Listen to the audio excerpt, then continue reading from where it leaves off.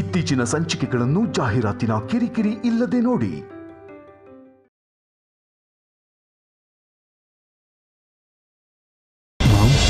ಮರಿಮಾರಣ್ಣನ ಹತ್ರ ಹೋಗ್ತಿರೋದು ಗೊತ್ತಾಗೋಯ್ತಾ? ಸೈಲೆಂಟ್ ಆಗಿರೋ.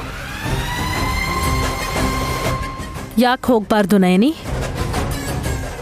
ಹೇಳು ನೈನಿ, ಕೇಳಿಸ್ಕೊಂಡು ಸುಮ್ಮನಾಗ್ತಾರ ಅವ್ರೆ.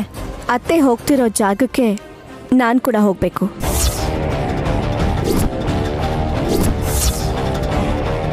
ಹೋಗ್ಬೇಕನ್ಸಿದ್ರೆ ಹೋಗು, ಆದ್ರೆ ನೀನ್ ಯಾಕೆ ಅವ್ರನ್ನ ತಡಿತಿದ್ಯಾಕ?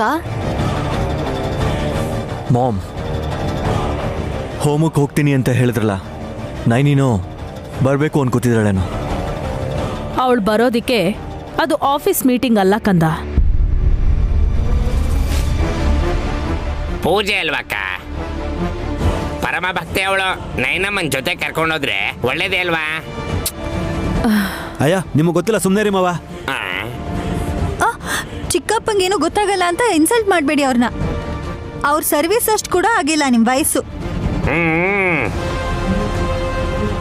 ಇವರು ಸರ್ವಿಸ್ ಅಲ್ಲಿ ಇಲ್ವೇ? ನಾನು ಹೊಗಳ್ತಿರ್ಬೇಕಾದ್ರೆ ಯಾಕೆ ಡಿಸ್ಟರ್ಬ್ ಮಾಡ್ತೀರಾ ದುರ್ದು ಆಂಟಿ? ನೀವ್ ಹೋಗ್ ಬನ್ನಿ ಅತ್ತೆ. ಹೋಗೋ ಹಾಗಿಲ್ಲ. ಹೋದ್ರೆ ನನ್ನನ್ನು ಜೊತೆ ಕರ್ಕೊಂಡು ಹೋಗ್ಬೇಕು. ಅವಶ್ಯಕತೆ ಇಲ್ಲ ಅಂದ್ರೆ ಲಗೇಜ್ ಕೂಡ ಭಾರ ಅಂತಾನೆ ಅನ್ಸತ್ತೆ. ಅಂಥದ್ರಲ್ಲಿ ನೀನ್ ನಮ್ ಜೊತೆ ಯಾಕೆ ಬರ್ತೀಯ ನಯನಿ? ನೀವೇನು ಅದಕ್ಕೇನ ಎತ್ಕೊಂಡು ಹೋಗ್ಬೇಕಾಗಿಲ್ವಲ್ಲ, ಕಾರಲ್ಲಿ ತಾನೇ ಹೋಗ್ತಿರೋದು. ಆದ್ರೂ ಸರಿ, ಅವಳು ಯಾಕೆ? ನಯನಿ, ದಾರಿ ಬಿಡು. ಮತ್ತೆ ಹೇಳ್ತಿದ್ದೀನಿ, ಹೋಗೋ ಹಾಗಿಲ್ಲ. ಏಯ್, ಸರ್ಕೋ. ನಿಮ್ಮೇಲೆ ಯಾರೋ ದಾಳಿ ಮಾಡ್ತಾರೆ ಅತ್ತೆ.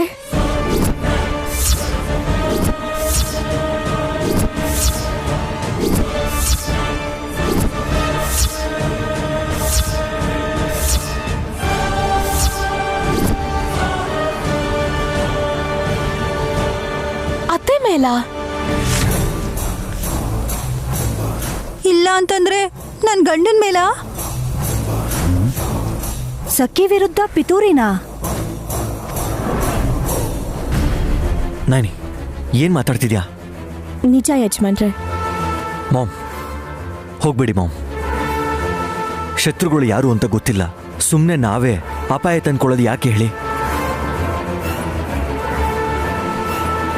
ಆಂಟಿ, ನಾವ್ ಹೋಗ್ಬಾರ್ದು ಅಂತ ಈ ನಯನಿನೇ ಹೀಗ್ ಮಾಡ್ತಿದ್ದಾಳೆ. ನೈನಿ ಹೇಳದ್ಮೇಲೂ ಕೇಳದೆ ಹೋದ್ರೆ ಆಮೇಲೆ ಬೇಜಾರಾದ್ರೂ ಏನ್ ಯೂಸ್ ಇಲ್ಲ.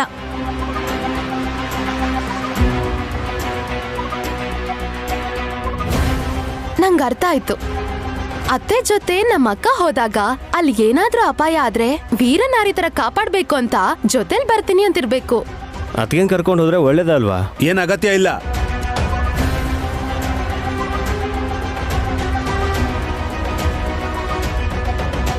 ವಲ್ಲಭ, ಒಂದೊಂದ್ಸಲ ನಯನಿ ಹೇಳಿದ್ದನ್ನ ಕೂಡ ಯೋಚನೆ ಮಾಡೋ ಅಗತ್ಯ ಕೂಡ ಇಲ್ಲ ಮಾಮ್.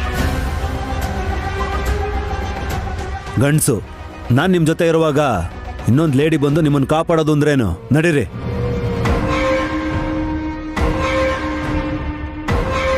ಹೌದಾಂಟಿ, ಜೊತೆಗೆ ನಾನು ಇದ್ದೀನಿ. ನಿಮ್ಗೆ ಏನೂ ಆಗಲ್ಲ. ಬನ್ನಿ.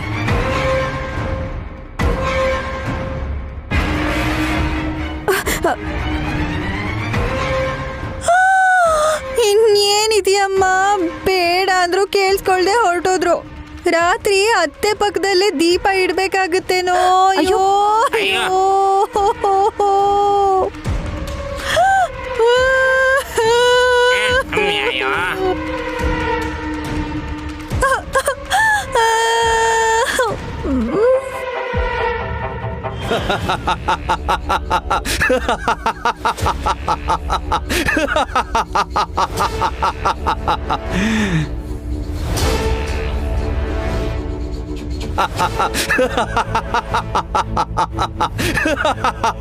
ಆಂಟಿ, ನಾವ್ ತಮಾಷೆ ಮಾಡಿದ್ವಿ ಅಂತ ಅನ್ಕೋತಿರ್ಬೇಕು. ಸೀರಿಯಸ್ ಆಗಿ ಹೇಳ್ತಿರೋದು ಅಂತ ಹೇಳಿ ಮಾಮ್. ಮಾರಣ್ಣ ಸ್ವಾಮಿ, ನಾವ್ ಹೇಳಿದ್ದು ನಿಜಾನೇ. ನಯನಿ ಮಗುನ ಎತ್ಕೊಂಡು ಹೋಗಿರೋ ಜೀವನ್ ಮಾತ್ರ ಗೊತ್ತು ಆ ಮಗುನೇ ಗಾಯತ್ರಿ ದೇವಿ ಅಂತ. ನಾನು ನಕ್ಕಿದ್ದು ಯಾಕೆ ಅಂತ ಇನ್ನೂ ಗೊತ್ತಾಗ್ಲಿಲ್ವಾ ತಿಲೋತ್ತಮ? ಜೀವನ್ನ ಹುಡುಕಿ ಅವನ ಪ್ರಾಣನ ತೆಗಿಬೇಕು ಅಂತ ನಿಮ್ಮ ಹತ್ರ ಹೇಳಿದ ತಕ್ಷಣ ನೀವು ನಗಕ್ ಶುರು ಮಾಡಿದ್ರಿ ಸ್ವಾಮಿ. ಅದಕ್ಕೆ ನಗಲಿಲ್ಲ ತಿಲೋತ್ತಮ, ನಿಮ್ಮ ಅಮಾಯಕತೆನ ನೋಡಿ ನಕ್ಕಿದ್ದು. ಸ್ವಾಮಿ, ನನಗೆ ಬುದ್ಧಿ ಇಲ್ಲ ಅಂತ ಹೇಳಿದ್ರೆ ಒಪ್ಕೊಂತೀನಿ. ಆದ್ರೆ ನಮ್ಮ ಮಾಮ್ ಮೇಧಾವಿ, ಸಖಿ ಸ್ಮಾರ್ಟ್. ತುಂಬಾ ಚೆನ್ನಾಗಿ ಬುದ್ಧಿ ಇರೋಂಥ ಇವ್ರನ್ನ ಅಮಾಯಕರು ಅಂತಿದ್ದೀರಾ? ಹುಚ್ಚು ವಲ್ಲಭ, ನೀವು ಜೀವನ್ ಪ್ರಾಣ ತೆಗಿಬೇಕು ಅನ್ಕೊಂಡ್ರೆ ಆ ವಿಷಯ ನಯನಿಗೆ ಗೊತ್ತಾಗಲ್ಲ ಅಂತ ಅನ್ಕೊಂಡಿದ್ದೀರಾ?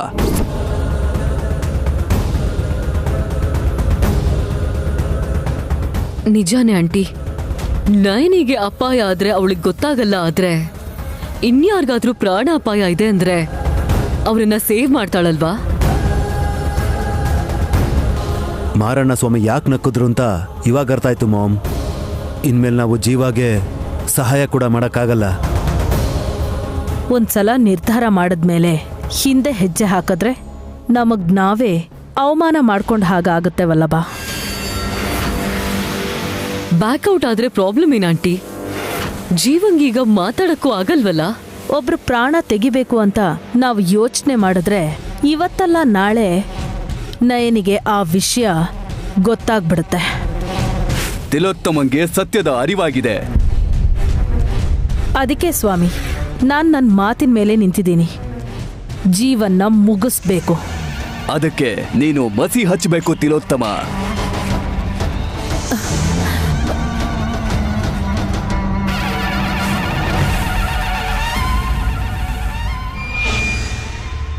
ರಕ್ಷೇನಾ? ಯಾರಿಗ್ ಸ್ವಾಮಿ?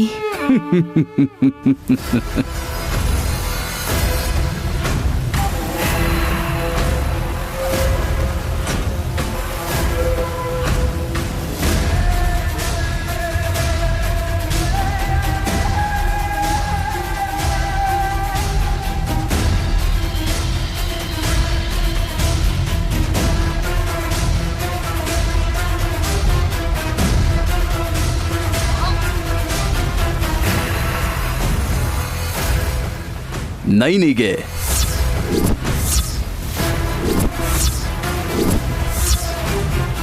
ಈ ಮಸೀನ ಅವಳ ಹಣೆ ಮೇಲೆ ರಕ್ಷೆ ತರ ಹಚ್ಚಬೇಕು. ಆಗ್ಲೇ ಅವಳಿಗೆ ಮುಂದೆ ನಡೆಯುವಂತ ಅಪಾಯದ ಬಗ್ಗೆ ಗೊತ್ತಾಗದೆ ಹೋಗುತ್ತೆ. ಅಷ್ಟರಲ್ಲಿ ನೀವ್ ಅನ್ಕೊಂಡಿರೋಂತ ಕೆಲ್ಸನ ಮಾಡಿ ಮುಗಿಸ್ಬೇಕು.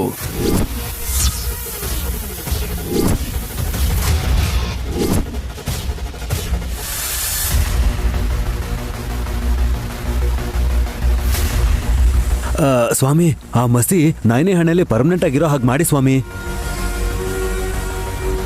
ಅದು ನಿನ್ ಟ್ಯಾಟು ಅನ್ಕೊಂಡ್ಯಾವಲ್ಲ, ಅಳಿಸ್ಕೊಂಡ್ರೆ ಹೋಗ್ಬಿಡತ್ತೆ. ನಿಜಾನೇ, ಅಪ್ಪಿತಪ್ಪಿ ನಯನಿ ಮಸಿನ ಅಳಿಸ್ಕೊಳ್ಳೋದೋ ಒರೆಸ್ಕೊಳ್ಳೋದೋ ಮಾಡಿದ್ರೆ ಮರುಕ್ಷಣನೇ ಅವಳಿಗೆ ಮುಂದೆ ನಡೆಯುವಂತ ಅಪಾಯದ ಬಗ್ಗೆ ಗೊತ್ತಾಗೋಗುತ್ತೆ. ಜಾಗ್ರತೆ.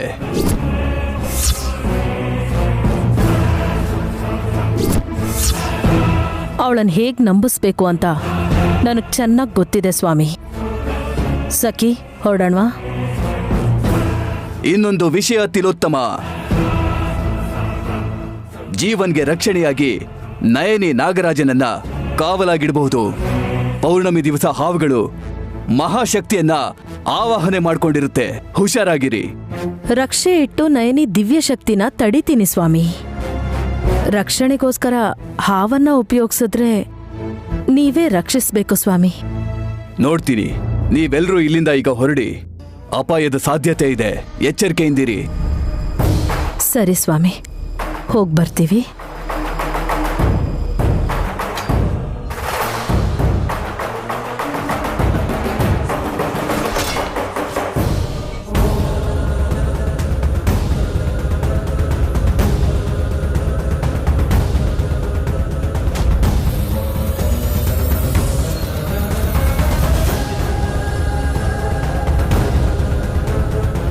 ನಿನಗಿನ್ನೊಂದು ವಿಷಯ ಹೇಳಲಿಲ್ಲ ತಿಲೋತ್ತಮ. ಇಬ್ಬರಿಗೆ ಅಪಾಯ ಕಾದಿದೆ. ಒಂದು ಜೀವನಿಗೆ, ಮತ್ತೊಂದು ನಿನಗೆ.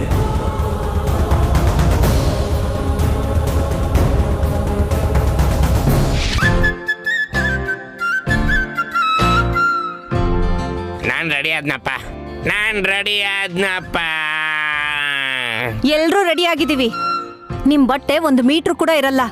ನಾವು 6 ಗಜದ ಸೀರೆ ಉಟ್ಕೋಬೇಕು. ಒಂದ್ ಕೆಲಸ ಮಾಡೋಣವೆ, ಮುಂದಿನ ಜನ್ಮದಲ್ಲಿ ನೀನ್ ನಂತರ ನಾನ್ ನಿಂತರ ಹುಟ್ಟಬೇಕು ಅಂತ ಬೇಡ್ಕೊಳ್ಳೋಣ ಕಡೆ. ಚಿಕ್ಕಪ್ಪ ದುರ್ದುವಾಟಿಗೆ ಈ ಹೈಟೇ ಚಂದ. ಆದ್ರೂ ಮುಂದಿನ ಜನ್ಮಕ್ಕೂ ಮತ್ತೆ ನೀವೇನಾ? ಈ ಜನ್ಮಕ್ಕೆ ಬ್ಯಾಲೆನ್ಸ್ ಆಗ್ತಿಲ್ಲ. ಬಾ ಸುಮ್ಮನೆ ರೀ, ತಮಾಷೆ ಮಾಡೋಕೆ ಹೋಗಿ ಆಮೇಲೆ ಒಬ್ರಿಗೊಬ್ರು ಬೇಯೋ ಥರ ಆಗುತ್ತೆ.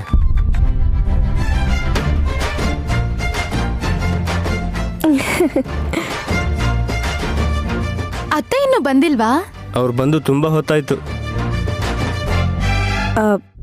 ಅಂದ್ರೆ ಅತ್ತೆಗೇನು ಆಗಿಲ್ಲ ಅಂತಾಯ್ತು.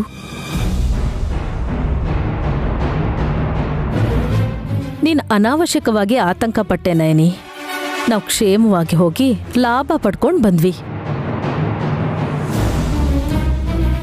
ಲಾಭ ಏನು ಅತ್ತೆ? ಹೋಮ ನಡೆದ್ಮೇಲೆ ಹೋಮಕುಂಡದಿಂದ ತೆಗ್ದಿರೋ ರಕ್ಷೆನ ಮನೆಗ್ ತಗೊಂಡ್ ಬಂದ್ವಿ. ರಕ್ಷೆನಾ? ಯಾಕೆ? ಆ ಸಖಿ ಮುಖಕ್ಕೆ ಹಚ್ಚಕ್ಕ? ಎಲ್ಲರೂ ಹಚ್ಕೋಬೇಕು ಹಾಸಿನಿ, ಮುಖ್ಯವಾಗಿ ಹೆಣ್ಮಕ್ಳು. ನೋಡು, ನಾವಿಬ್ರು ಹಚ್ಕೊಂಡಿದೀವಿ.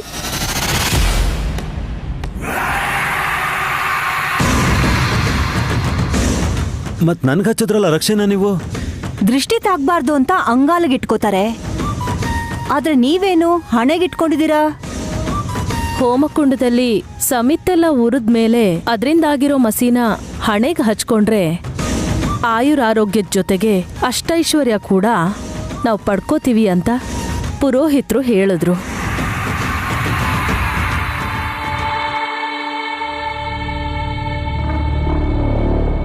ಹಾಗಾದ್ರೆ ಮೊದ್ಲು ನನ್ಗೆ ಹಚ್ಚಿ ಅತ್ತೆ. ಹಾ, ಒಡವೆ ಅಲ್ಲ ಅದು, ರಕ್ಷೆ. ಅದೇ ಹೇ, ಎಲ್ಲ ನನಗೆ ಬೇಕು ಅನ್ನೋ ಸುಮನಾಗೆ ಮೊದ್ಲು ಹಚ್ಚತ್ಗೆ. ಎಲ್ರಿಗೂ ಒಳ್ಳೇದಾಗ್ಬೇಕು.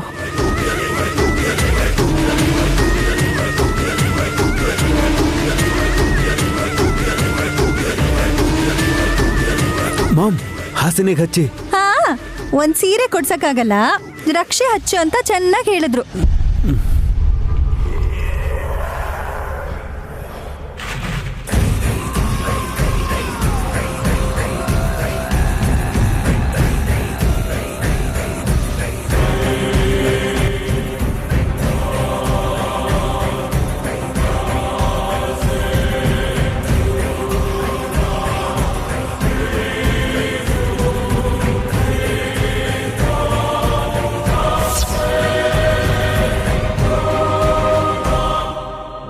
ನನ್ಗೇನ್ ಬೇಡ ಅತ್ತೆ.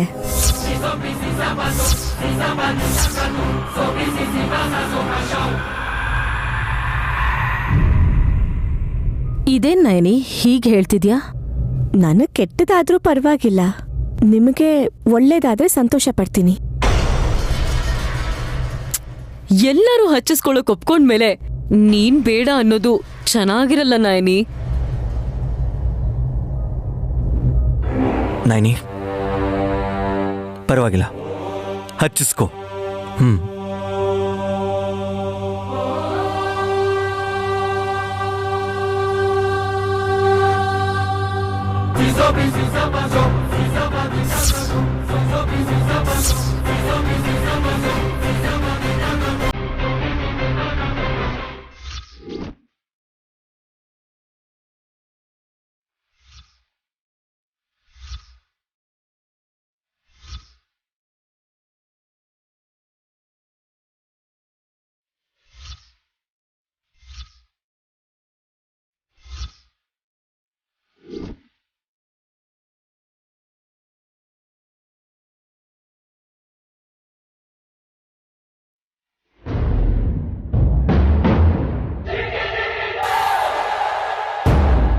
ಮಾವ, ಏನ್ ನೋಡ್ತಾ ಇದ್ದೀರಾ?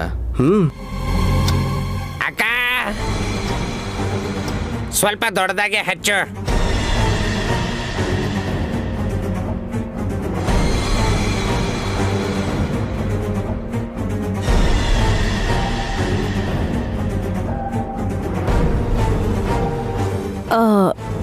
ದುರಂಧರನ್ಗೆ ಆಗೋಯ್ತು. No problem ma'am. ಮುಖ್ಯವಾಗಿ ಹೆಂಗ್ಸರ್ ಹಚ್ಕೋಬೇಕು ಅಂತ ಹೇಳಿದ್ರಿ. ನನಗೂ ವಿಕ್ರಾಂತ್ಗೆ ಮಾವನ್ಗೆ ಈ ರಕ್ಷೆ ಇಲ್ಲದೆ ಇದ್ರೂ ಪರವಾಗಿಲ್ಲ. ಹಾ, ತ್ಯಾಗಮೂರ್ತಿ ಕಣ ವಿಶಾಲ್ ನೀನು. ದೇವಸ್ಥಾನದಲ್ಲೇ ಕುಂಕುಮ ಹಚ್ಕೊಳ್ಳೋಣ, ನಡೀರಿ ನಡೀರಿ. ಬನ್ನಿ ಬನ್ನಿ.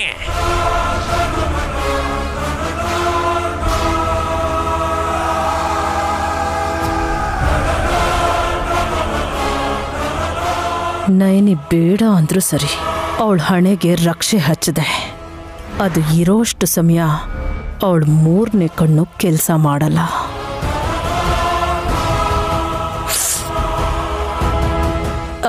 ನಡೀರಿ.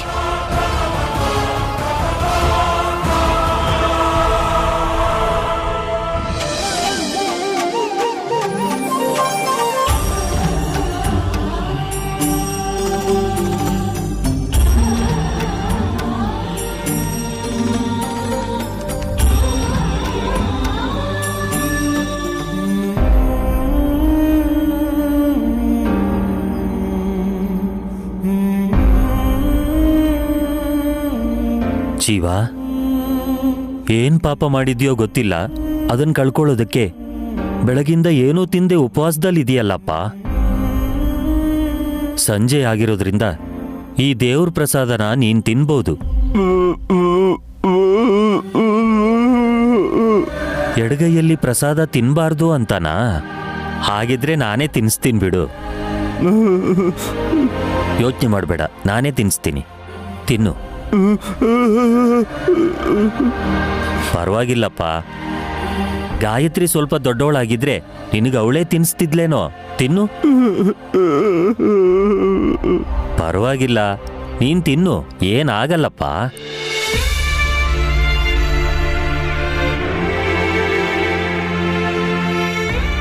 ತಿನ್ನಪ್ಪ, ಪರವಾಗಿಲ್ಲ.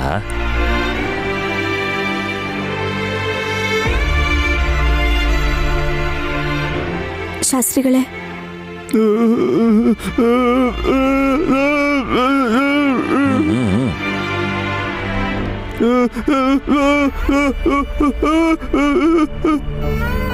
ನೀನೇನೋ ಹೇಳಬೇಕು ಅಂತ ಆವೇಶದಲ್ಲಿ ಸುಸ್ತು ಮಾಡ್ಕೋಬೇಡ. ನೆಮ್ಮದಿಯಿಂದ ಪ್ರಸಾದ ತಿನ್ನು. ತಿನ್ನಪ್ಪ.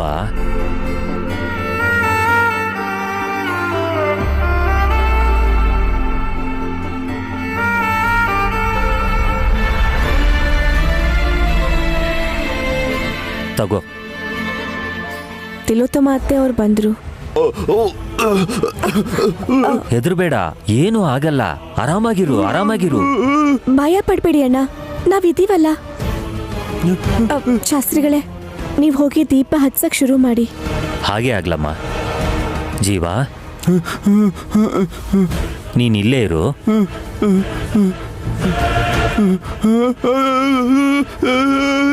ಅಣ್ಣ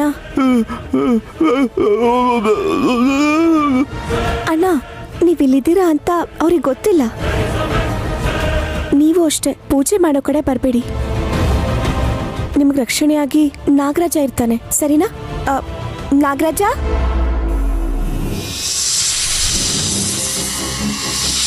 ನಾಗರಾಜ,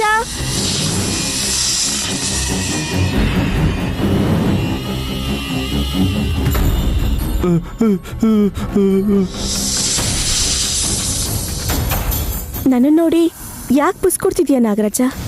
ಏನ್ ಹೇಳ್ಬೇಕು ಅಂತಿದ್ಯಾ? ನನ್ಗೇನಾದ್ರೂ ಅಪಾಯ ಬರ್ಬೋದು ಅಂತನಾ?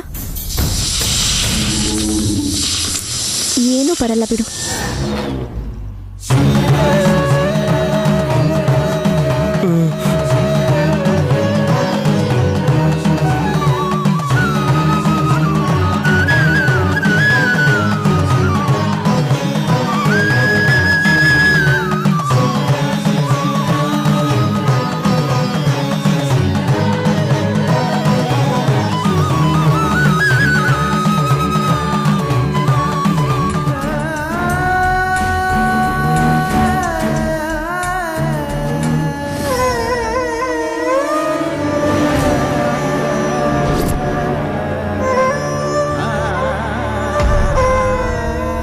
ಅಣ್ಣ, ನೀವು ಯಾವುದೇ ಪರಿಸ್ಥಿತಿನಲ್ಲೂ ಇದರಿಂದ ಆಚೆ ಬರಬೇಡಿ. ನಾಗರಾಜ, ನೀನು ಕೂಡ ಈ ಗೀಟ್ ದಾಟಬಾರ್ದು. ನನಗೆ ಅಪಾಯ ಬಂದಿರ್ಬೋದು ಅಂತ ನೀನು ಆಚೆ ಬಂದ್ಯೋ ಜೀವ ಅಣ್ಣನ ಪ್ರಾಣಕ್ಕೆ ತೊಂದರೆ ಆಗ್ಬೋದು. ಪರಮೇಶ್ವರಿ ನನ್ನ ಗಂಡ ವಿಶಾಲ್ ಯಜಮಾನ್ರು ಶಾಸ್ತ್ರಿಗಳು ನನಗೆ ಒಳ್ಳೇದು ಬಯಸೋರು ನನ್ನ ಜೊತೆಗಿರ್ತಾರೆ. ನನಗೇನೂ ಆಗಲ್ಲ.